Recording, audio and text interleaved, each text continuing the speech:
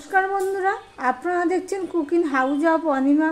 আজকে একটা নিরামিষ রেসিপি তোমাদের সাথে শেয়ার করব। তার জন্য আমি এখানে বাদাম নিয়েছি আর একটা কাঁচকলা নিয়েছি। চলো এবার রেসিপিতে যাওয়া যাক। দেখো কড়াই বসিয়ে দিয়েছি।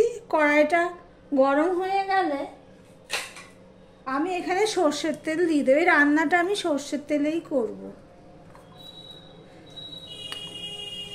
যারা লাইক করেনি লাইক করে ভিডিওটি কন্টিনিউ করো। আমি একটু সর্ষের তেল দিয়ে দিলাম। সর্ষের তেলটা হতে থাক। এদিকে দেখো আমি এই কাঁচকলাটা এইভাবে কুটে নিয়েছি। কুটে আমি হলুদ জলে ভিজিয়ে রেখেছিলাম। আর এখানে তার সাথে একটা আলু কেটে নিয়েছি ঠিক এইভাবে। এইটা ভাত রুটি দুটোর সাথেই চলবে। দেখো হয়ে গেছে সর্ষের তেলটা গরম। এবার আমি একটা শুকনো লঙ্কা ফোড়নে দিয়ে দিলাম। তার সাথে দিয়ে দিলাম একটুখানি কালো জিরে। যেহেতু একটা কাঁচকলা তাই জন্য পরিমাণেও কম দিলাম।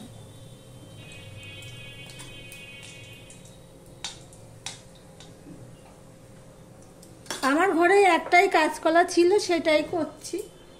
তোমরা চাইলে দুটো করতে পারো, বাড়িয়ে করতে পারো। এবার আমি আলুগুলো দিয়ে দিলাম।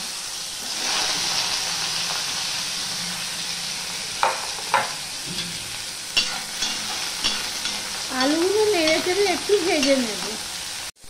আলুটা দেখো অর্ধেক মতো ভাজা হয়েছে। এবার আমি কাঁচকলাটা দিয়ে দেব। কাঁচকলাটা তাড়াতাড়ি সিদ্ধ হয়ে যায়, সেজন্য আমি একটু পরে দিলাম। আলুটা অর্ধেক সিদ্ধ করার পরে আমি দিলাম। এবার এর মধ্যে আমি একটুখানি নুন দিয়ে দিচ্ছি। আর দিয়ে দিলাম একটু হলুদ। আমি এগুলো আবারও ভেজে নেব ভালো করে। একটু ঢাকা দিয়ে দেব। যে বাদামগুলো দেখিয়েছি সেই বাদামগুলো আমি শুকনো কড়াইতে ভেজে নিয়েছিলাম। ভেজে নিয়ে খোসা ছাড়িয়ে একটু গুঁড়ো করে নিয়েছি। এ দেখো। আর এখানে অল্প বাদাম আমি এমনি গুঁড়ো না করে এমনি ভেঙে রেখেছি। দেখো কাঁচকলা আলুটা কিছুটা ভাজা হয়ে গেছে।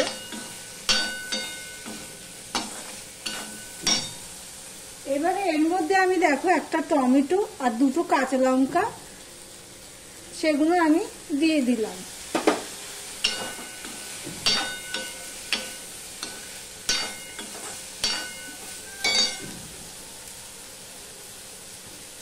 তার মধ্যে আমি দেখো ঠিক এক ফোঁটা ধনের গুঁড়ো দিলাম। আর এই একটু জিরের গুঁড়ো দিয়ে দিলাম। একটু জল দিয়ে দিলাম সামান্য। দিয়ে আমি এটা কষিয়ে নেব। আমার ভিডিওটি যদি ভালো লেগে থাকে লাইক কমেন্ট শেয়ার করে দিও। আর যারা নতুন বন্ধু ভিডিওটি দেখছো সাবস্ক্রাইব করোনি তাদেরকে বলবো সাবস্ক্রাইব করে পাশে থাকার জন্য। এবার আমি এটা আবারও ঢাকা দিয়ে দিলাম। দেখো কাঁচকলা আলু সিদ্ধ হয়ে গেছে। আমি এখানে একটু সাদা শস্য একটু কালো শস্য বেটে রেখেছিলাম। দেখো ছেঁকে নিয়ে আমি এই জলটা দিয়ে দিলাম। এ দেখো কতগুলো ছিবড়ে বেরিয়েছে। এবারে যে বাদামগুলো গুঁড়ো করে রেখেছিলাম, ভেজে রাখা বাদামগুলো, ওগুলো আমি কিছুটা দিয়ে দিচ্ছি। আর কিছুটা আমি পরে দেব। তার মধ্যে আমি একটুখানি মিষ্টিও দিয়ে দিচ্ছি 1 চামচ।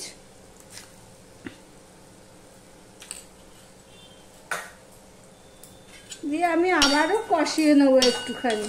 যেহেতু সর্ষে দিয়েছি, এইভাবে একবার করে খেয়ে দেখতে পারো, দারুণ হয়। ভাত রুটি দুটোর সাথেই খাওয়া যায়।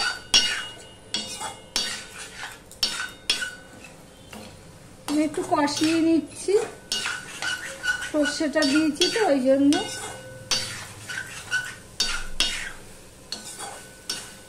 খেতে ভালোই লাগে। একটু ইউনিক একটা রেসিপি।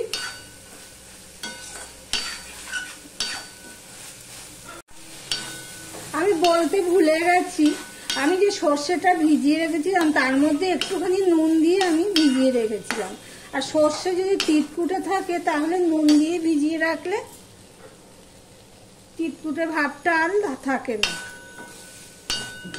এবার আমি অল্প জল দেবো, যেহেতু এটা শুকনো শুকনো তরকারি হবে তাই জন্য জলটা সেই বুঝে দিতে হবে।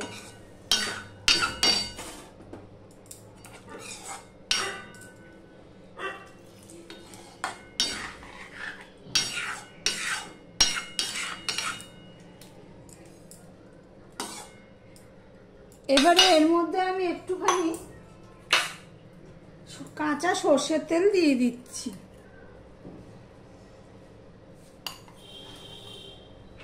দু চামচের মতো কাঁচা সর্ষের তেল দিয়ে দিলাম। মিষ্টি তো দেওয়াই হয়ে গেছে।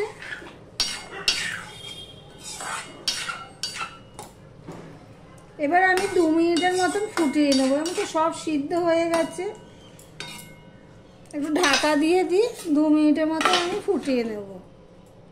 বাদামে কিছুটা জল টেনে নিয়েছে, এই দেখো। এই তরকারিটা বেশি ঝাল খাটে না, তোমরা তোমাদের স্বাদ অনুযায়ী ঝাল দিয়ে দেবে। আমি এখানে কাঁচা লঙ্কার জন্য ঝাল নেই বলে 2টো কাঁচা লঙ্কা দিয়েছি। তোমাদের যদি কাঁচা লঙ্কা ঝাল থাকে তাহলে একটা দিলেই যথেষ্ট হবে, যেহেতু একটা শুকনো লঙ্কা ফোড়নে দিয়েছি। কটা বাদাম আমি দিয়ে দিয়েছি, সেই বাদামগুলো রেখেছিলাম সেগুলো আমি দিয়ে দিয়েছি। সাজানোর জন্য আমি এইভাবে দিয়ে দিলাম। তাহলে ভিডিওটি কেমন লাগলো, আমার রেসিপিটি কেমন লাগলো কমেন্ট করে জানিও। আজকের মতন এখানেই শেষ করলাম, আবার অন্য কোনো রেসিপি নিয়ে চলে আসবো। টাটা।